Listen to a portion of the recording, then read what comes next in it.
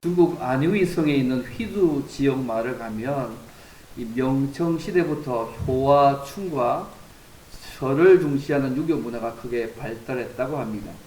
그래서 휘두 민화에 보면 효 글자를 표현할 때 한쪽은 사람이나 노인, 또 다른 한쪽은 원숭이나 잉어 혹은 죽순 등으로 묘사해서 부모를 공경하고 묘시는 마음을 담아내었다고 합니다. 이번에 제가 중국에 한번 갔다 왔는데요. 사진 하나 한번 보여주십시오. 예.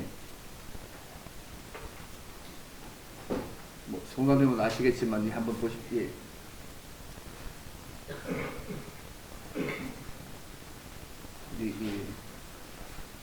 예, 소리 잠깐 띄워주시면, 파워포인트는, 예, 바탕화면에 있습니다. 예. 여러분, 여기 효라는 글자 속에 있는 중국 희주 마을에 있는 그 글자의 문형인데요. 좀 자세히 한번 보십시오. 어떻게 보이십니까? 그 효자 제일 위쪽에 보시면 어떻게 보십니까? 왼쪽과 오른쪽을 보시면 오른쪽은 어떻게 보이십니까? 예? 예? 예. 이쪽 오른쪽 보시면 사람 얼굴이 보이고 뒤쪽에 보시면 뭐가 보입니까? 원숭이처럼 보이지 않습니까?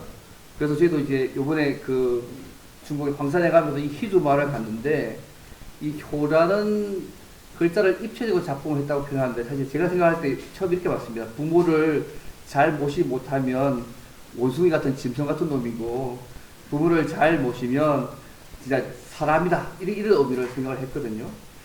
그래서 좀 더 자세히 알아보니까 그게 아니더라고요.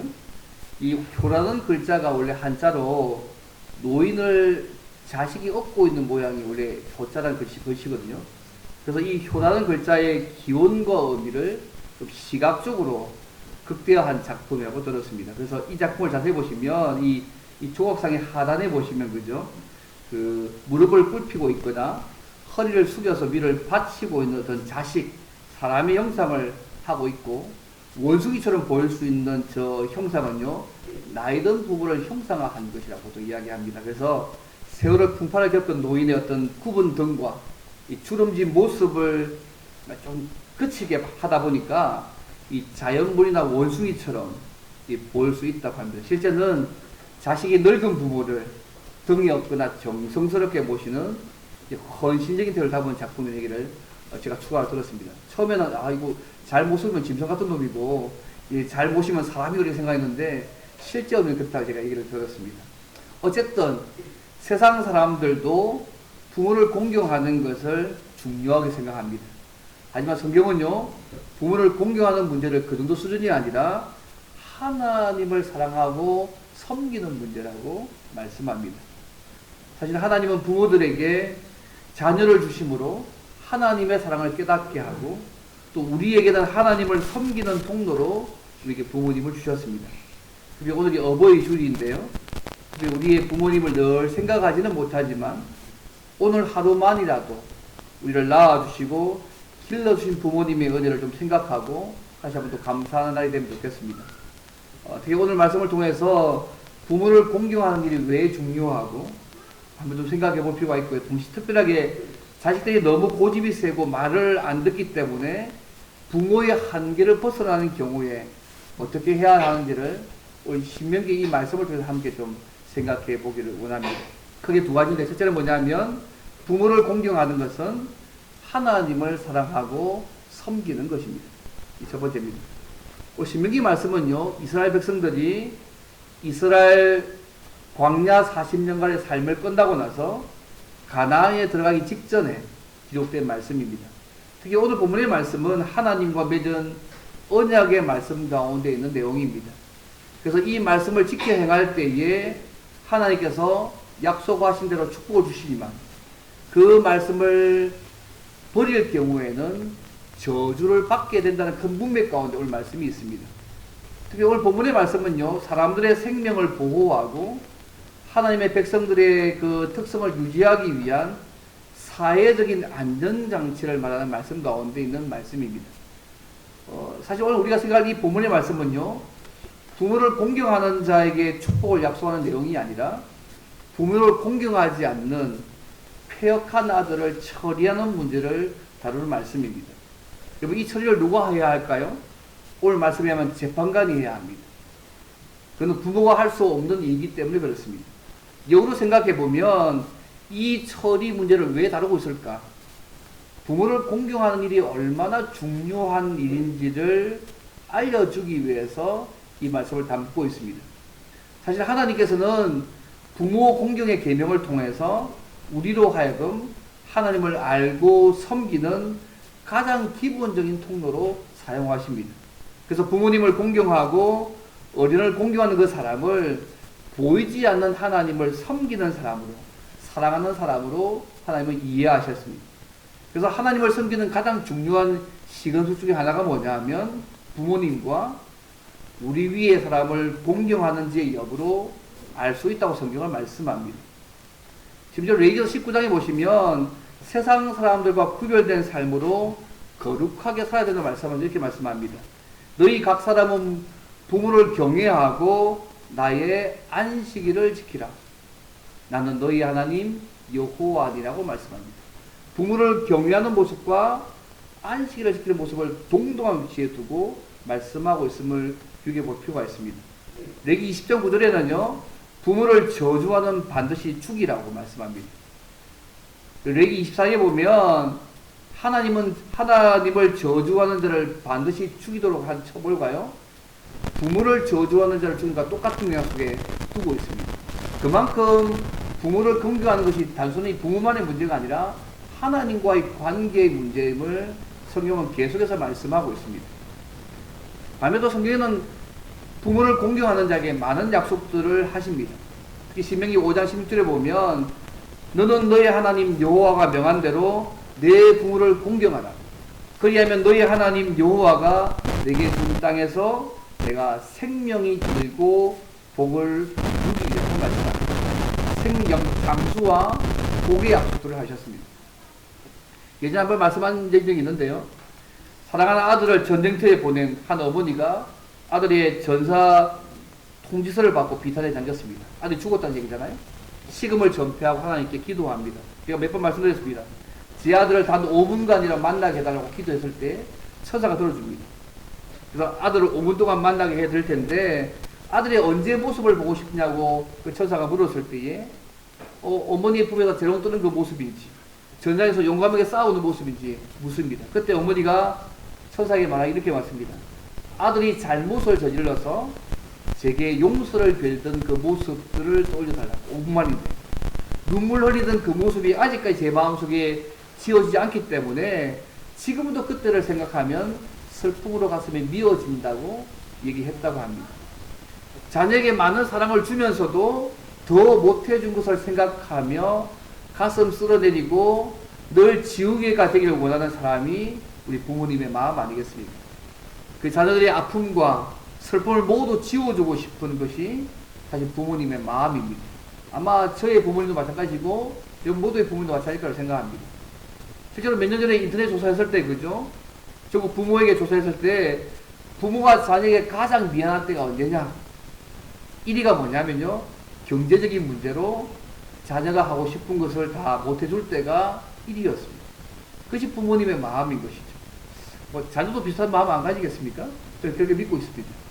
사랑하는 성도 여러분, 하나님에게 우리 주신 부모님을 공경하시기를 바랍니다. 때는 우리를 힘들게 만들고 심지어 우리가 생각할 때 아무런 도움이 되지 않고 짐만 되는 부모님이라 할지라도 하나님을 예배하듯이 섬기시기를 바랍니다. 하나님께서 우리의 선택 이전에 그런 부모님을 우리에게 맡겨주셨습니다. 또한 그 일을 할 수 있도록 성령 하나님을 주셨기 때문에 그러한 부모를 할지라도 내 마음에 들고 안 들고의 그런 문제와 관계없이 어떤 부모를 할지라도 주님을 섬기듯이 공경해야 합니다. 우리의 부모를 공경하는 거룩한 삶을 통해서 하나님이 우리를 만나주시고요. 은혜를 베풀어 주신다고 그냥 말씀합니다. 그래서 이런 하나님의 은혜가 우리 주신 부모님을 공경하는 우리 모두의 삶을 통해서 풍성히 임하기를 주의로 바랍니다. 근데 오늘 하루 부모님께 사랑한다는 말 전화나 카톡으로 좀 보내시면 좋겠습니다. 그리고 늘 부모님께 기쁨을 주고 유쾌케 하는 자로 살아가셔서 부모를 잘 공경한 자의 축복인 장수와 놀라운 축복들을 누리는 저와 여러분이 되면 좋겠습니다. 이 첫 번째입니다. 그러면 공자는 그럼 두 번째로요. 그러면 부모를 공경하지 않는 폐역한 자에게 하나님이 어떻게 하실까요? 이게 오늘 본문의 말씀입니다. 부모를 공경하는 자에게는 장수와 복을 주시지만 공경하지 않는 자에게는 합당한 벌을 주신다는 것이 오늘 본문의 말씀의 내용입니다. 오늘 본문의 말씀은 폐역한 아들, 즉 부모의 훈계를 듣지 않고 방탕한 자들을 어떻게 처리할 것인지를 다룬 말씀입니다. 오늘 본문의 말씀을 다시 한번 쭉 보시면 그죠? 사람에게 완악하고 폐역한 아들이 있어. 그죠? 이 완악하고 폐역하다는 말은 뭐냐면, 완악하다는 말은 고집이 세다는 말입니다. 폐역하다는 말은 다루기 힘들다는 말입니다. 이 완악하다는 말과 폐역하다는 말이 함께 합치면 뭐냐면, 너무너무 고집세서 통제불능의 상태를 얘기합니다. 자녀가 너무 고집세서 통제불능의 그런 아들이 있어서 그의 부모 말을 듣지 않고 부모가 징계하여도 순종하지 않으면 그의 부모가 그의 성읍장들에게 나아가서 우리 자식은 너무 완악하고 폐역하다. 이 완악하다는 말은 그죠? 이 폐역해서 우리 말 듣지 않고 방탕한다 이죠. 이게 뭐냐면 목적도 돌아다니고 싸우려는 이런 모습입니다. 타락하고 이런 모습이죠. 그리고 성읍장들이 그 당시 재판관이었거든요. 그래 데려가서 듣지 않고 하면 성읍의 모든 사람들이 그를 돌로 쳐 죽이라고 말씀합니다. 이같이 내가 사람들 중에서 악을 제하라고, 그래서 온 이스라엘이 듣고 두려워할 것이라고 말씀하고 있는 내용이거든요. 이 내용 보면 너무 섭섭하지 않습니까?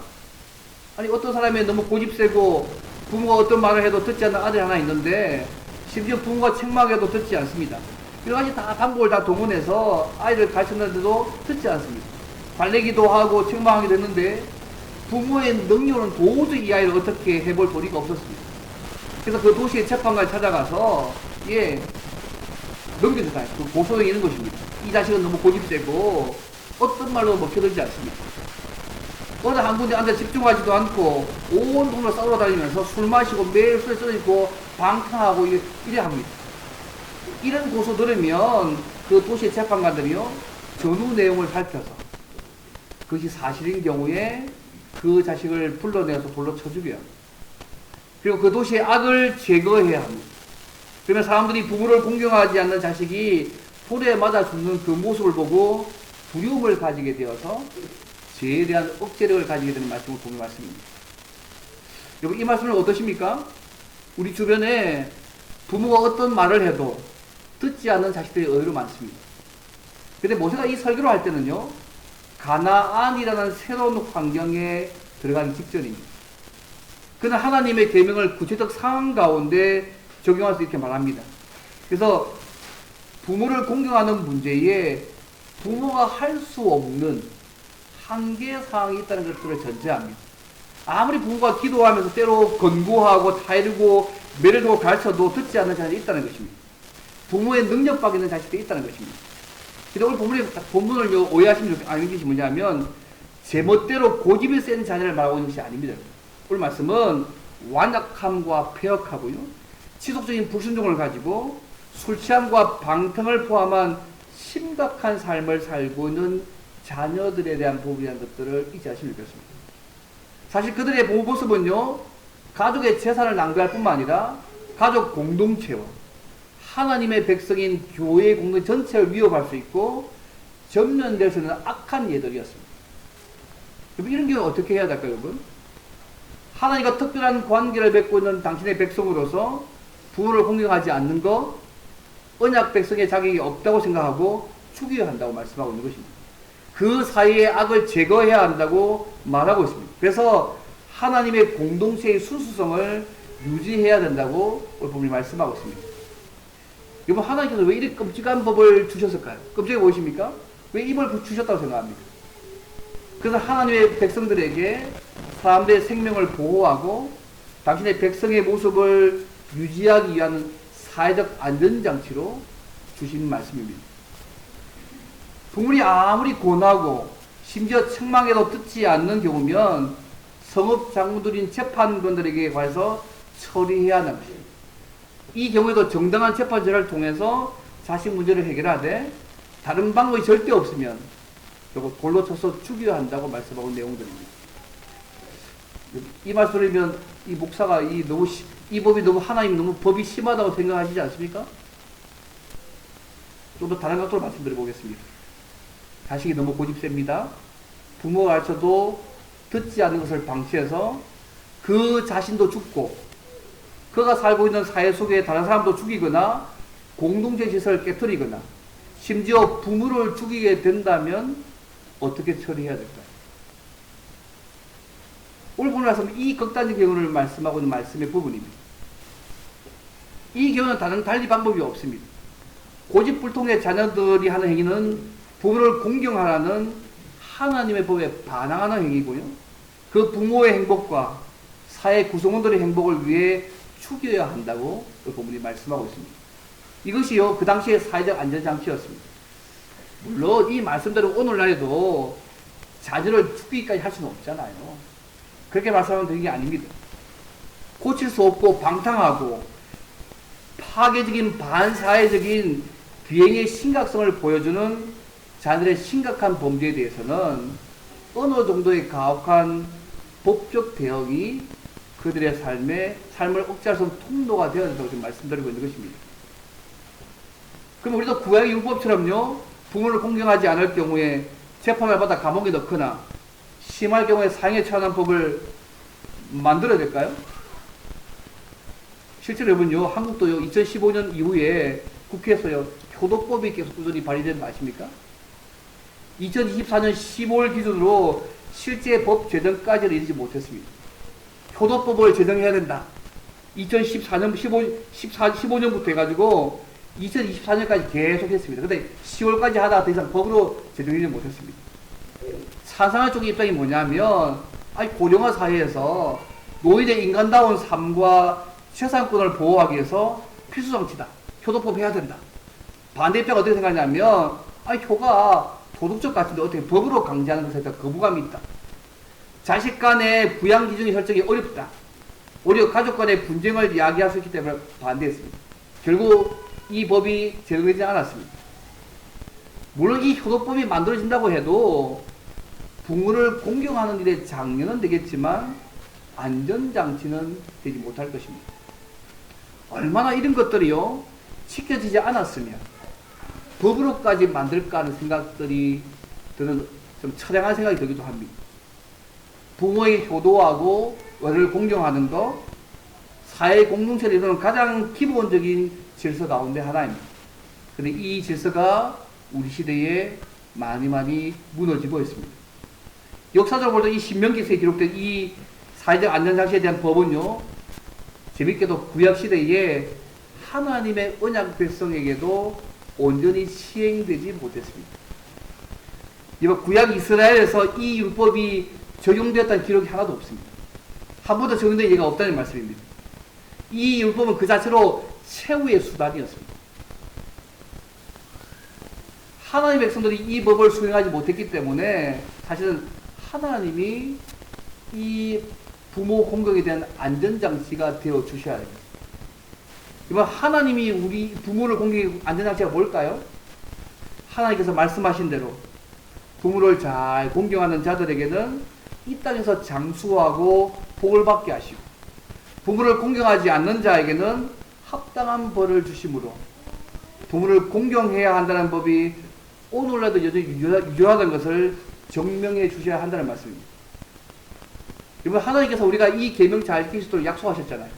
아까 5장 16절 말씀 보게 되면 내 부모를 공경하라. 그리하면 내 하나님 여호와가 내게 준 땅에서 내 생명이 길고 복을 누리라고 말씀하셨습니다.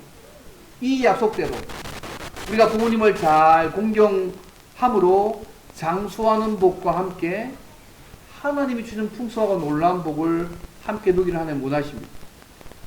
실제로 우리 신자들이 이 계명을 잘 지킬 수 있습니다. 왜요? 예수 믿고 믿어서 우리가 변화됐잖아요. 우리 안에 성령 하나님이 계시니까 어떤 부모를 할지라도 그 말씀에 순종하여서 순종할 수 있는 힘이 우리에게 있습니다. 예수 안 믿는 사람들은 부모가 어떤 존재에 따라서 내가 부모를 공경해야 되고 안 되고 이렇게 생각할지 모르겠지만, 우리는요, 부모가 어떤 부모를 할지라도 내 선택 이전에 하나님이 주셨기 때문에 그 부모님을 공경하고 사랑해야 합니다. 근데 이것도요, 성령 하나님께서 도와주셔야지만 가능한 명령입니다. 사실 여호와를 경외하는 사람은 부모도 똑같이 공경하게 되어 있습니다. 여러분, 부모님의 마음들을 편하게 해 들으시면 좋겠습니다. 걱정거리와 거심거리를 안겨주지 마시고 부모님의 가르침을 귀하게 생각하시기를 바랍니다. 우리 부모님을 즐겁게 하는 사람이 되시고요, 보람과 기쁨과 감사를 주는 사람이 되시기를 바랍니다. 이것이 여호와를 경외하고 섬기는 구체적인 방법이고 우리를 행복하게 하는 방법입니다. 그래서 먼저 우리의 자녀들을 어떤 하나님의 말씀을 잘 가르치셔야 합니다. 아이들이 부모를 공경하고 윗사람을 공경하도록 키우셔야 합니다. 무엇보다 우리가 부모님을 잘 공경하고 윗사람을 잘 공경하는 본을 보이기를 바랍니다. 근데 이 일을 잘 감당하도록 우리 힘은 불가능하잖아요. 성령 주셨기 때문에 이 성령 하나님의 도우심을 의지해서 기도하시면 우리에게 어떤 부모를 할지라도 그 부모를 잘 공경할 수 있는 힘을 우리에게 다하여 주실 것입니다. 오늘 주부에 제가 실었던 모습들은요, 제가 이걸 좋아합니다. 부모 섬기는 10가지 실천 방안들을 주부에 실어놨습니다. 좀 괜찮더라고요. 부모를 위한 자녀의 10계명. 그 중에 몇 가지 보면, 첫째, 주 안에서 순종해라. 부모를 위한 자녀의 최대한 효도는 부모에게 예수님을 전해드리는 것입니다. 두 번째, 부모님 편에서 생각해라. 또, 네 번째, 부모님의 생신을 기억해라. 다섯째, 이유 없는 반항을 삼가라. 가능한 이유가 있더라도 기분이 좋으실 때 말씀드려라. 여섯째, 형제끼리 다투지 말고 화목해라. 부모가 제일 싫어하는 것이 낳은 자식끼리 싸우는 거니까 뭐 그런 모습들. 일곱째, 가정예배에 참석해서 부모의 교훈을 받으라. 하나님의 말씀에 기도할 말씀이잖아요. 여덟 번째, 부모의 은혜에 항상 보답하는 마음을 가져라. 열 번째, 모든 문제를 하나님께 맡겨라. 부모와 이야기 나온다고 모든 문제가 해결되지 않기 때문에 하나님께 기도와 말씀을 따라가는 모습을 말씀합니다. 뭐 절대적 지침은 아니지만 우리가 부모를 섬겨하는 부분에 조금 도움이 되는 지침을 생각합니다. 말씀을 맺겠습니다. 사랑하는 성도 여러분, 우리는 부모 공경의 중요성에 대해서 머리로 잘 알고 있습니다. 또 하나님 말씀대로 부모 공경을 잘 지키는 자에게 축복과 그렇지 못한 자에게 내리는 벌도 잘 알고 있습니다. 특히 우리는 구약시대와 같은 사회적 안전장치가 없어도 누구보다 이 법을 잘 지킬 수 있습니다. 왜요? 하나님께서 예수님 안에서 우리를 새로운 사람으로 변화시켜 주셨고 성령 하나님을 통해서 우리가 이 말씀을 순종할 수 있도록 도와주실 것이기 때문에 이 말씀을 잘 순종할 수 있습니다. 사랑하는 여러분, 부모님이 우리를 생각할 때마다 기쁨과 감사가 넘치고 보람과 즐거움을 줄 수 있는 좋은 믿음의 자녀들로 서 있기를 바랍니다. 동시에 하나님께서 우리에게 주신 부모님을 하나님의 말씀에 따라서 잘 공경함으로 하나님이 약속하신 놀라운 은혜와 축복들을 날마다 우리의 삶 가운데 풍성히 누리는 저와 여러분 되시기를 주님을 바랍니다. 이제 함께 찬양하면서 봉헌하시겠습니다. 579장입니다.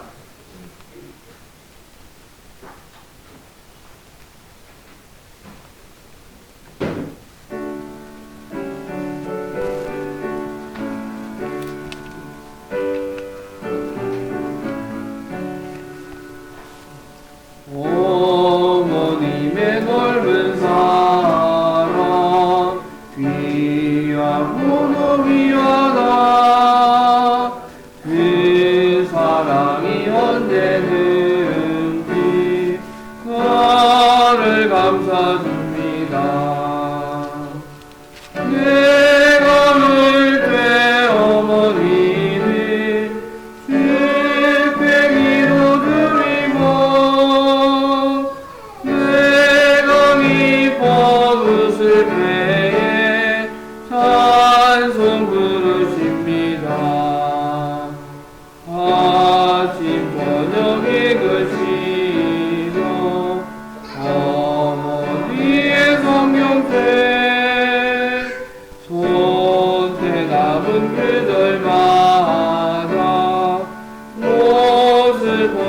갑니다.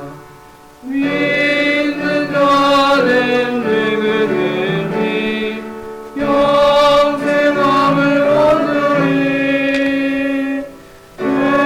흘려주신 귀한 말씀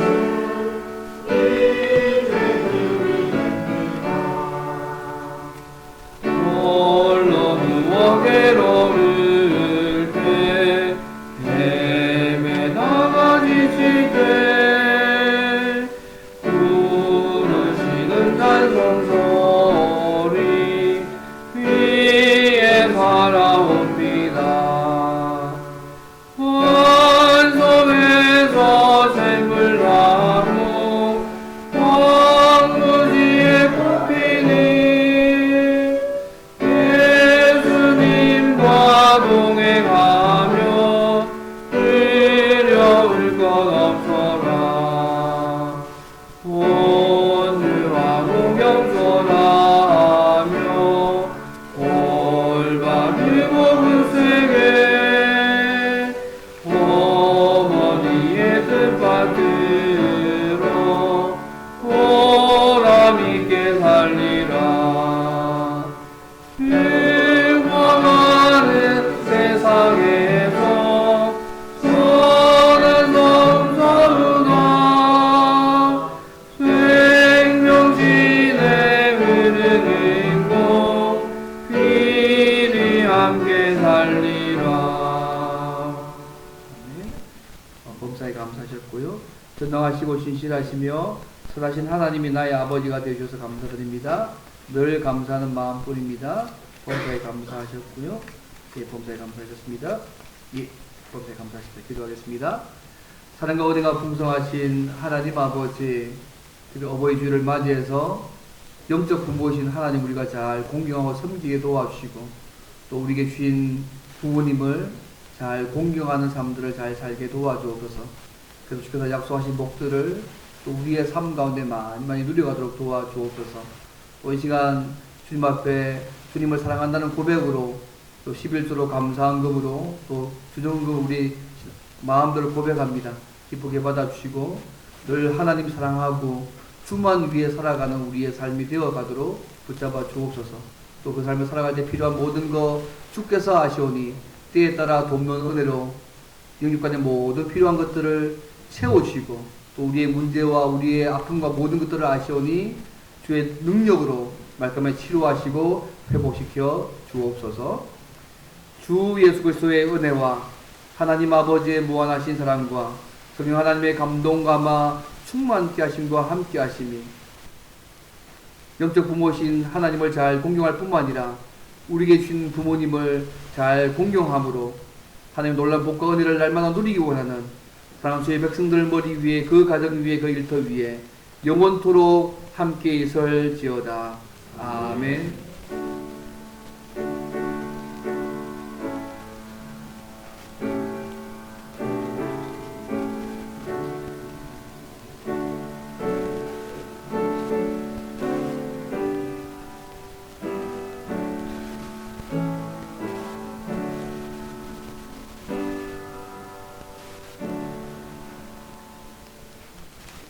이 시간에는 우리의 청년들 잠시 한번 나와서 축복하겠습니다. 예, 청년들 한번 달리겠네. 예, 청년들 한번 다 나오십시오.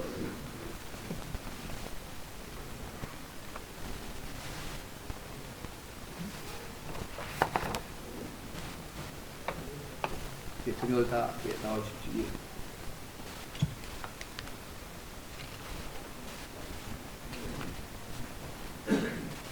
저희 정년도 이제 몇 명 안 되는데, 그죠? 예, 저희 꿈나무입니다. 저희 중간 허리인데, 그죠? 예, 너는 시내가에 한번 불러주겠습니다. 예, 그렇게 한번 부를게요. 예. 예, 축복 한번 해주겠습니다. 예.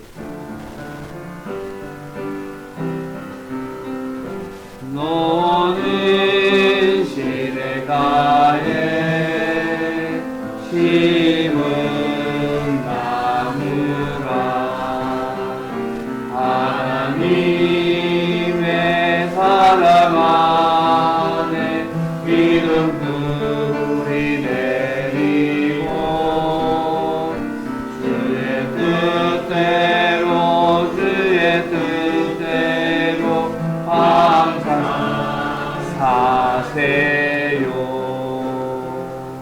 제가 한번 기도하겠습니다. 사랑과 은혜가 풍성하신 하나님 아버지, 우리에게 귀한 청년들을 주셔서 감사합니다. 하나님, 이 아이들이 주께서 귀히 쓰는 믿음의 형제들이 되게 도와주시고 주님의 마음을 유쾌케 하는 귀한 청년들로 더 든든하게 도와주옵소서. 또 세상에서 삶을 살아갈 때에 빛을 발하게 도와주시고 하나님의 영광과 은혜를 잘 드리는 주의 일꾼들로 더 든든히 서가도록 하나님 도와주옵소서.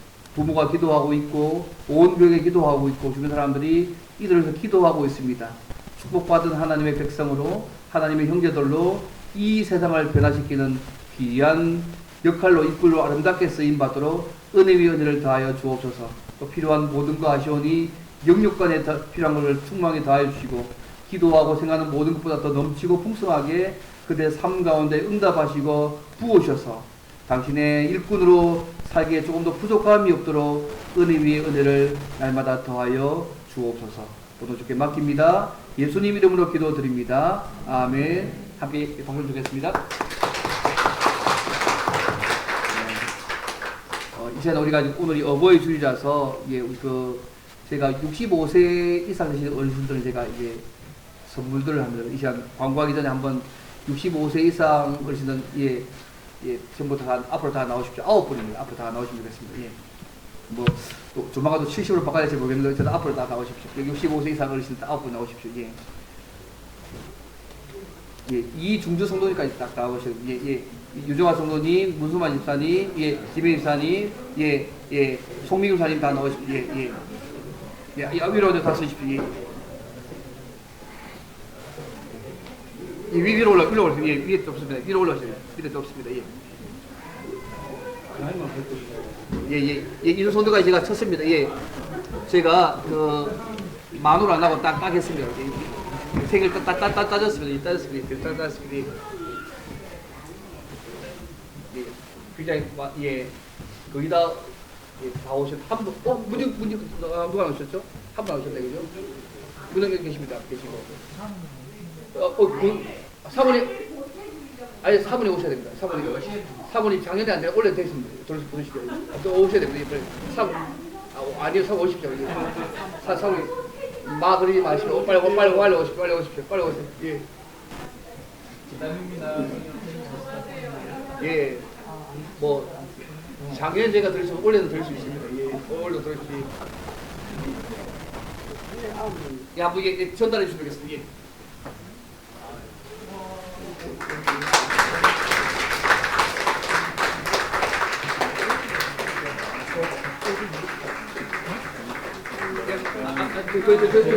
더 있습니다. 더 있을 건데, 냉동실도 있습니다. 냉동실도 있습니다. 못 사시면 잠시만요. 당신은 사람밖에 한번 좀 부르겠습니다.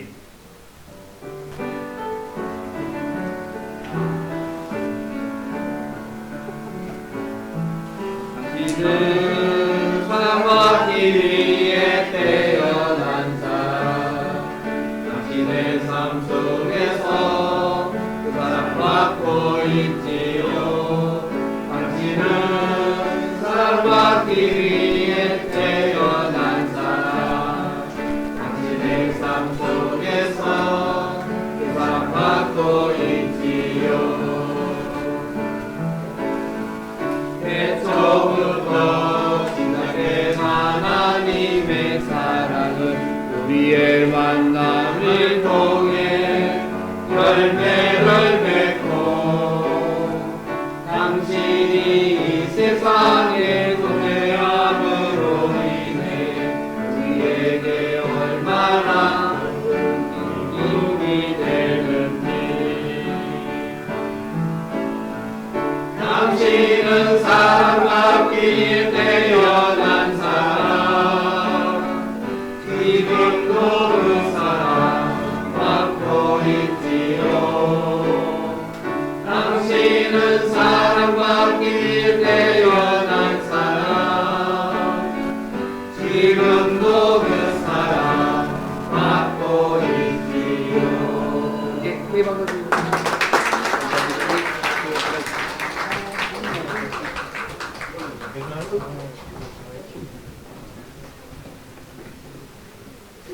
이제 광고 말씀 드리겠습니다. 오늘이 어버이 주일인데요. 영적 어버이신 하나님과 우리를 낳으시고 길러주신 어버이들께 감사와 사랑들을 드리시면 좋겠습니다. 정기 노방전도가 오후 1시 20분에 있습니다. 그리고 우리 정수왕 집사님께서 이렇게 안락제일교회 오후 2시 반에 강의 가시는데 어쨌든 세게 기도해 주시면 좋겠습니다. 그리고 박영현 집사님 갑상선 암 수술이 5월 12일 날 있으시거든요. 일단 나중에 한번 나와서 함께 같이 한번 기도 한번 하겠습니다. 그리고 가정 세미나 다음 주에 우리가 소진 교수님 모시고 하는데 주변에 많이 좀 초청해 주시고 이 강사분 모시기 힘든 분이었습니다. 이제 1년 전에 예약해서 모신 분인데 어쨌든 좀 좋은 시간에 드시고 주변에 초청하셔서 많이 오셔서 강의 들으시도록 해주시면 좋겠습니다. 나머지 이게 주보 광고하시면 됐고요. 오늘 식사는 이 박영승 장로님 가정에서 그 유린 가정에서 대접하신답니다. 아마 예상 현자가 뭐 잘 갔다 와서 뭐 감사 뭐 이런 분 함께 하실 것 같은데 그렇게 그래서 이 시간 우리 박영환 수사님 나오셔서 한번 우리 기도 한번 하겠습니다. 나오십시오. 5월 12일 날 화요일 돌아올 화요일 날 갑상선 암 수술합니다. 하나님의 은혜와 도우심이 많이 필요한데 이제 함께 5원계 통솔 함께 좀 기도하면 좋겠습니다. 하나님께서 뭐 이 치료한 수술 잘 되게 도와달라고 기도해 주시면 좋겠고 또 수술하고 난 이후도 빨리 완전히 회복되시도록 기도하면 좋겠습니다. 그래서 온 교회와 또 성도들이 식구들 기도하고 싶으신데 하나님께서 강한 역사해 주시도록 기도해 주시면 좋겠습니다. 이제 함께 통솔 기도하고 난 우리 성당님 한번 기도해 주시면 되겠습니다. 기도하겠습니다.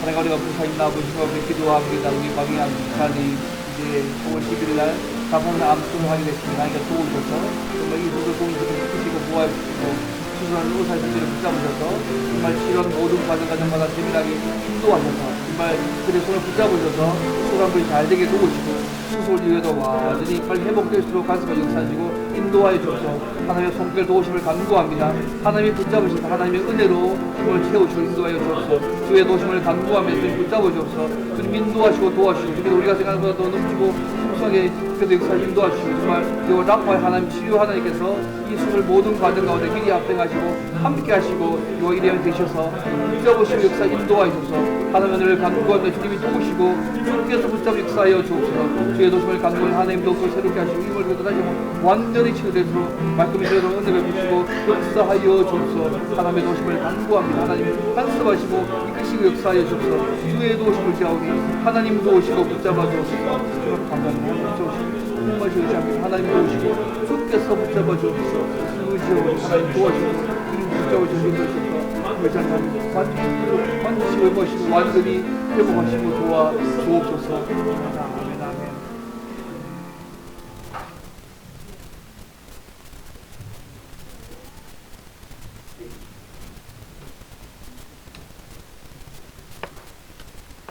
지금도 살아계신 하나님 아버지, 우리의 기도를 들으시는 하나님 아버지, 당신의 사랑하는 아들 박영현 선생님 필요를 받습니다. 하나님, 이해가 되지 않고 또 받아들이기도 쉽지 않습니다. 또 어떻게 될지 알 수 없는 일에 대한 불안함과 걱정함이 있습니다. 하나님 마음 깊은 곳에 찾아오셔서 전지사님의 마음을 어루만지시고 위로해 주시고 하나님 손잡아 주시고 내가 너의 어떤 형편 가운데 내가 너와 함께 한다고 말씀하여 주시기를 원합니다. 하나님 그동안도 수술하고 항암 치료하고 많이 힘든 시간을 보내고 있었는데 또 하나의 암이 발견되어서 또 수술합니다. 하나님 우리 집사님 낙심하지 않도록 그 마음을 강하게 붙잡아 주시고 흘리는 눈물 가운데 우리 하나님 어루만지시고 위로하여 주시옵소서. 하나님 두려움보다는 하나님의 말씀에 대한 기대가 있게 하시고 세상의 그 무엇보다 하나님의 말씀을 의지하며 새 힘을 얻고 일어설 수 있도록 하나님 도와주시옵소서. 하나님 온 교회가 함께 기도합니다. 두세 사람이 모여 기도하는 것에 응답하시겠다고 약속하신 하나님께서 이 시간 연약하고 부족한 저희들이지만 함께 한 마음으로 기도한 이 교회의 기도를 들으시고 아들의 병을 고쳐주시고 수술하시는 교수님과 직원들의 손을 하나님 다 만져주시고 열심히 치료하게 하시고 고치신 하나님의 능력이 임하게 하여 주시옵소서. 아멘. 우리 집사님의 마음에 평안을 주시고 감사할 수 없을 때 감사할 수 있는 믿음을 주시기를 원하며 아멘. 집사님의 가족들도 하나님 붙잡아 주시고 위로하여 주시고 하나님만 바라보는 믿음의 가정이 되도록 하나님 도와주시옵소서. 예수님의 이름으로 기도드립니다. 아멘. 계속 기도해 주시면 좋겠습니다. 아마 내일 월요일에 들어가셔서 화요일날 아마 수술하시게 될 겁니다. 끝까지 기도해 주시면 좋겠습니다. 오늘도 새 가족이 오셨는데 이번 소개해-드리겠습니다. 이름이 김극태 선생님이죠. 우리 성도님이 인도하셨는데 잠시 한번 일어나 주시면 한번 크게 박수로 한번 크게 한번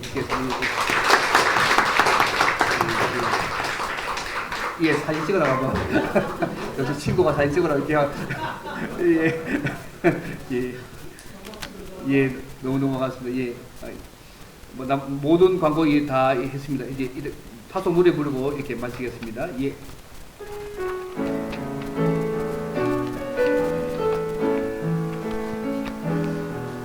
하나님의 부르심에는 후회하심이 없네. 내가 이 자리에 선 것도 주의 부르심이라. 하나님의 부르심에는 결코 실수가 없네. 나를 부르신 하나님의 신실하심을 믿네. 날 부르신 듯 내 생각보다 크고 날 향한 내 나의